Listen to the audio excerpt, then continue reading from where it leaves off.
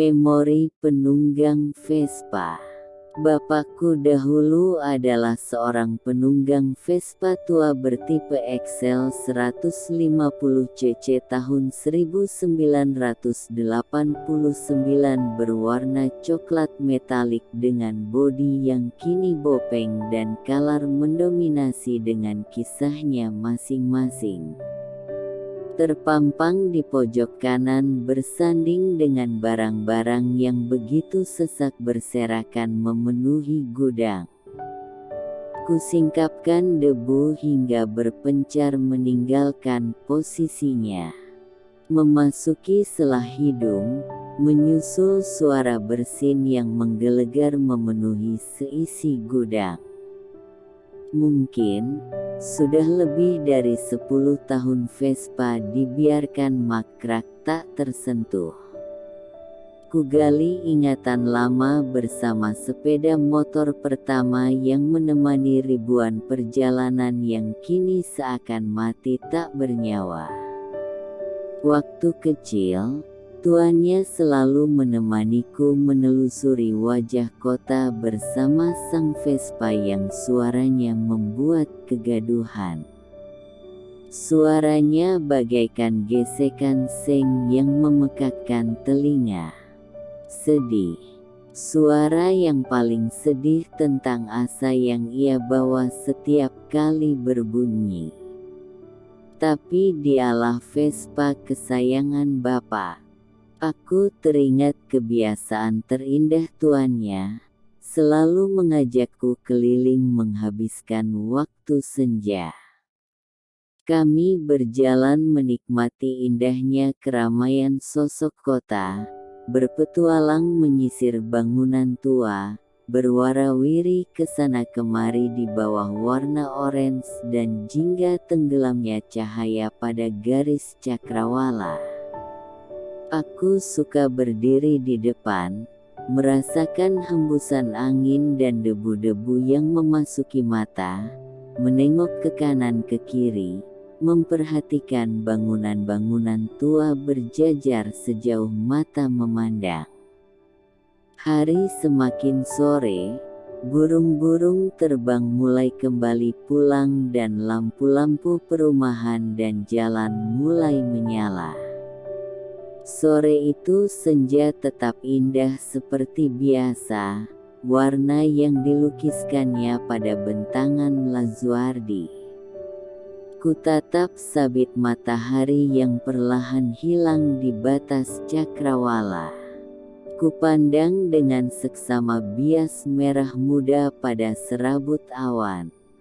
Kita beli makanan dulu ya, ucap bapak yang sontak membuyarkan bayangku. Hayo, bapak pasti mau menyogok mamak kan biar gak merepet, ucapku sambil menggoda, hahaha. Iya, biar gak merepet mamakmu sama bapak, sambil ia mencubit pipiku. Walau wajah bapak sangar namun ia termasuk tipe susis suami sien istri yang selalu takut istrinya mengomel. Belum sampai di depan teras, mamak menunggu dengan wajah sangarnya. Matanya melotot sedangkan hidungnya kembang kempis menatap tajam dua orang lelaki. Kan? Pasti merepet mamakmu.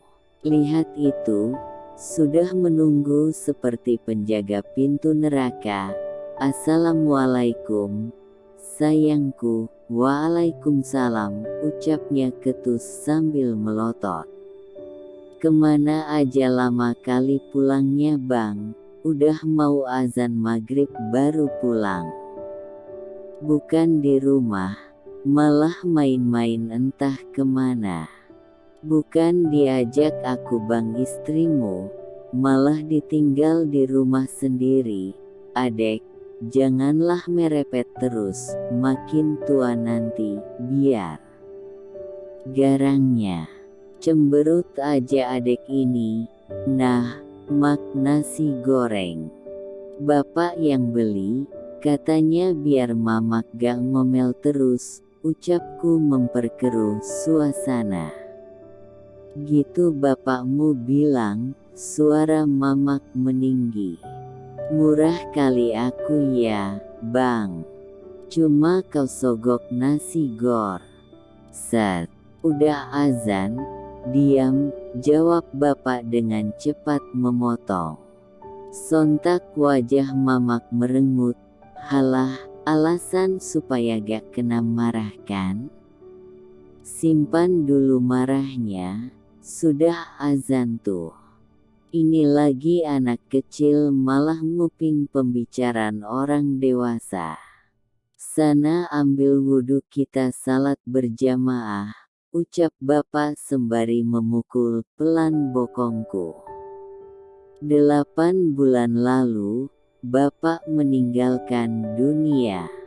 2 tahun berjuang melawan sakit diabetes hingga gagal ginjal.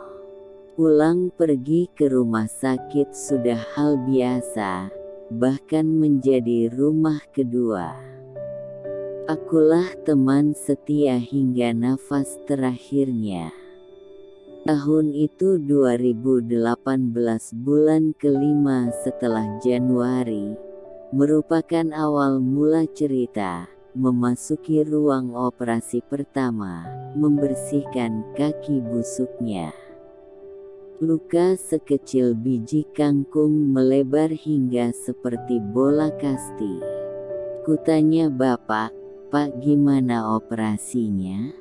Lancar, kaki bapak diperas seperti kain, keluar nanah bercampur darah, segelas penuh mungkin.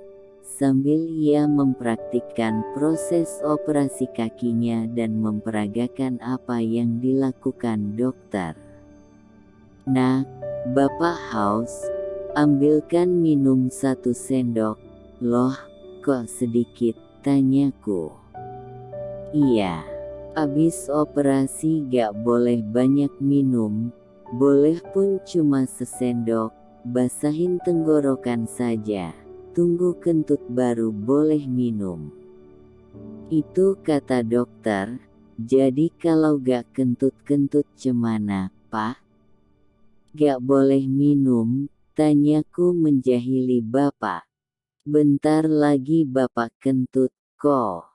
Bapak kan tukang kentut, masa gak bisa kentut? Sambil tertawa membalas candaanku. Hahaha, oh iya, bapak kan rajanya, tawaku terbahak-bahak. Gimik rindu terpancar jelas menggambarkan wajahnya. Merasakan kebahagiaan ketika kembali, terlihat senyum tipis langka yang jarang terekspos di bibirnya. Mungkin hatinya berkata, selamat tinggal neraka, atau aku pulang. Siapa yang tahu arti dari senyumnya? Yang pasti itu adalah bahagia. Awal Januari tahun 2020 kondisinya kembali menurun, jantung kronis dan sakit ginjal menjadi penyakit yang menggerogoti tubuhnya.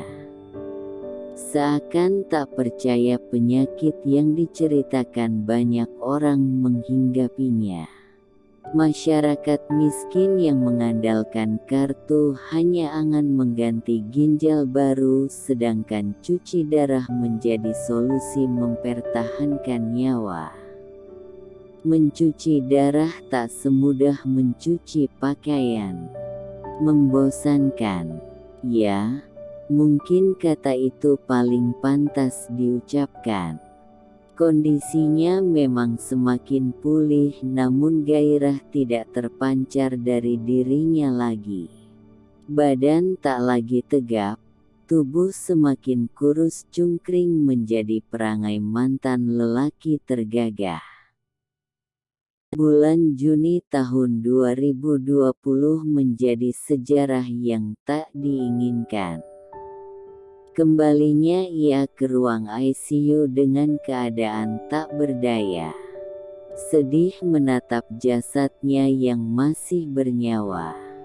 Dipasang banyak selang dan kabel penjaga kehidupan. Jeritan kesakitan yang sontak membuat hati teriris sedih melihat orang paling gagah menjerit. Jeritan panjang seakan menerima hujaman ribuan pedang atau mungkin saja jeritan pembawa ketenangan yang damai. Suara jeritan yang terdengar mengisi ruangan. Malam tak lagi sunyi sebab suara sunyi telah berganti. Takut, aku takut, dengan malam yang panjang tak seperti malam-malam lalu dengan mimpi indahnya. Pagi telah datang sedangkan ia pun telah diam. Tidak ada gerakan, jeritan, dan rontaan. Apakah sudah lelah? Entahlah. Dia hanya diam saja. "Pak, cepat sembuh ya. Bapak pasti bisa," ucapku sambil mengelus keningnya. Aku berjalan pergi meninggalkan dirinya yang telah tenang. Duduk di pelataran hingga senja hampir datang. HP berdering membuyarkan kesedihanku yang panjang. "Dari siapa ini?" tanyaku penasaran. "Halo, dengan Bapak Zain." Secepatnya Bapak ke ruang ICU, secuil ucapan yang membuat jantungku berdebar. Sontak bangkit dari duduk dengan cepatnya berlari menuju ruangan. Terlihat dokter dan perawat sibuk memberikan pertolongan, seakan menahan rohnya untuk pergi meninggalkan. Terdengar suara khas ketika seorang manusia sedang diambang kematian.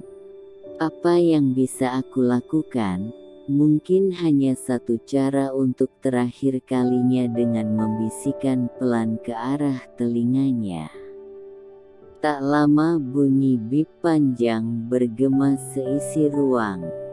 Aku merasakan kehilangan paling mendalam, sebuah perpisahan yang sejatinya pasti menghampiri setiap insan. Satu hal yang aku tidak akan pernah lupa tentangnya. Tentang Bapak, katanya, laki-laki tak boleh cengeng. Selamat bersenang-senang di nirwana. Segala hal yang baik meringankan langkahmu menuju Tuhan.